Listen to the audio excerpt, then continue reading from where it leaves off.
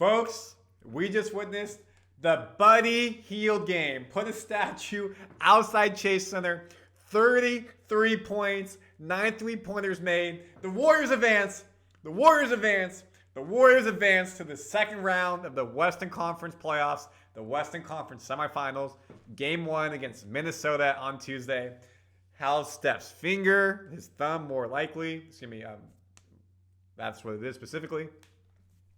What's their energy level? The starters all played about 40. We'll deal with that tomorrow. Today is basking in the glory. Warriors win Game 7 on the road in Houston against the Rockets after almost blowing a 3-1 lead.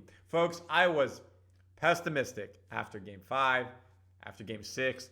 The effort wasn't there. And that's all I talked about was the effort. Steve Kerr talked about the 50-50 balls. And what happened? You saw Steph on the floor, Jimmy on the floor, Buddy Hield making shots, Draymond doing his dirty work, BP getting on the floor. The Warriors wanted this game more. It was a single-digit game going to the fourth. Warriors went on a run, pushed it up to 20 points. That's why they won this game behind Buddy Hield early and often. Steph Curry looking like he was back in Paris and closing the game. We're going to break this all down. But folks, before we dive into it, please subscribe to Warriors Digest, the #1 channel on YouTube for Warriors news. Like, subscribe, share us because we give you everything you need to know. And folks, what we have to show you is the box score to start because what matters here is Mike Dunleavy Jr. gets a bunch of ish. I see it in the comments. I see it online. But what did he do? He drafted Brandin Podziemski, who played really well. He signed Buddy Hield. He let Steph Curry. He let Klay Thompson go. Klay Thompson against the Kings last year, Ofer, bagel. This year, Game 7, Buddy Hield, 12 of 15, 9 of 11 from 3, 33 points. Jimmy Butler, traded for. Buy Wiggins. Thank you for your service. Buy the other players. Thank you for your service. Butler, Game 7, Jimmy Butler, playoff Jimmy, 20 points, 4 of 5 from the free throw line, 2-3 from 3, and those were clutch threes in time, back-breaking fashion. 7 of 13, 8 rebounds. Stephen Curry, slow first and second quarters. Made a 3. Ended up with 22 points. Ended up making half his shots, 8 of 16. But folks, he had 10 defensive rebounds. The leading rebounder on this team was Stephen Curry. Not Looney, not Green. Speaking of Green, 16 points, 6 rebounds was really big. What matters here, folks, is the Warriors, look at this. They won 103-89. Should I mention that? 100 points. 100 points. 100 points out of 103 from their starters.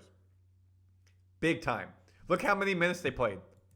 Everyone played 40 plus besides Hield. Excuse me. What type of energy will they have? Personally, you may want to take Game 1 off and be ready for Game 2.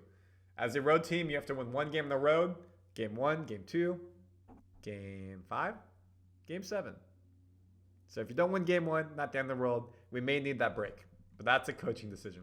Kuminga got in the game early. They tried to see what he could do, bring energy. Didn't look good. He looked rusty. You see GP2 did not play injury. Woke up sick. They said no way he could play.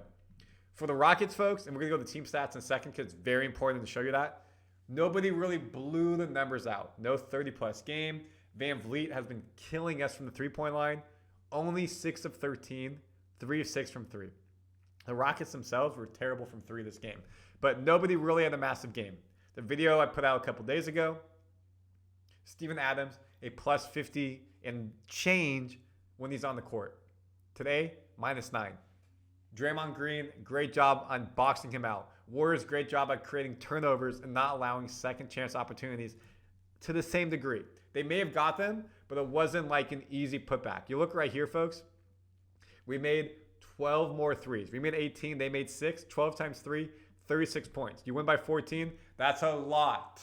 A lot to give up. Too much to give up. Too much to overcome. Even if they made 8 more from the free throw line. You look right here. They had 14 offensive rebounds, but only 34 made. So even though they were getting offensive rebounds, they weren't getting easy second chance points. You look at points conceded off of turnovers, 12 to 18. Look at points in the paint, 34 to 46. So those numbers that were bigger margins, yes, 14 offensive rebounds is something we have to worry about, especially with Rudy Gobert, Julius Randle. Like, that's going to be some big players in the paint that Draymond, Butler, Looney are going to have to deal with potentially.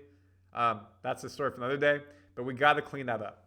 The thing is also the Warriors, 20-point lead, biggest lead, fourth quarter. Rockets, 2. That's what you need to know. The Warriors have eliminated the Rockets 2015, made the playoffs. Made the finals. Lost. 2016, made the finals. Won. 2018, made the finals.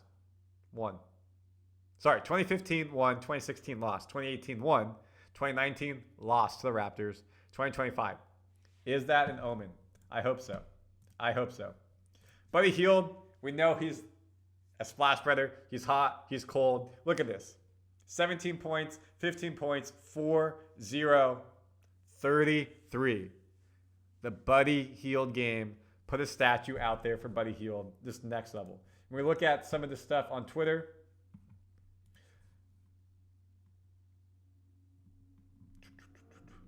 where is it? Did they actually put it out yet? They haven't. I thought they did. My bad. What matters, folks, to me, you know I like to show this stuff, is the game cast. The Warriors never really let the Rockets get back in the game. Right here, you can see the Rockets were leading in the first quarter. We flipped it. And then the closest it got was 6 points right here, 3 points. But then what happens? Do we end the quarter strong or do we finish bad? We pushed it back up to 8. Rockets make a run like they always do, 7. But then the Warriors, folks, took a 12-0 run. Rockets look sluggish. They look slow. They look lethargic. A young team, Game 7, crumbled under the pressure. Warriors did not. Veteran experience. And that's something that I thought we could deal with. However, sometimes it doesn't come through. But you know what? Today it came through. Now you have the Timberwolves. Where is it? Game 1 is Tuesday, May 6th. That's going to be tiring. Have to fly all the way to Minnesota. Game 2 is Thursday, May 8th. So you get a 1-day break. Remember, the first part of the series was a 2-day break. Then you get Saturday. So you have a day break to get back to SF. Then you got Monday, a day break to get back. Then you got Wednesday. So there's only a single digit 1 day between. Wolves are young. We're not. So it's going to be a difficult effort on this veteran team. So the question is game on Tuesday, do you give it a bit of a break? But I also have to say again, give Mike Dunleavy Jr. his flowers. He traded for Butler. He signed Buddy Hield. And yes, I know he had an up and down season, but he signed Buddy Hield at the beginning of the season. And those two players made a significant impact. He drafted Brandin Podziemski out of Santa Clara. People said, ha, ha, ha. He had a bad start to the season, was hurt, came back, and has been a great player and can show up in big moments. Folks, Warriors basketball is still alive. We did it. Comment your thoughts, subscribe. Be on the lookout for more videos from Arthur and I in the next couple of days, breaking all this news down. We did it. Let's go. Warriors 2025. We still alive.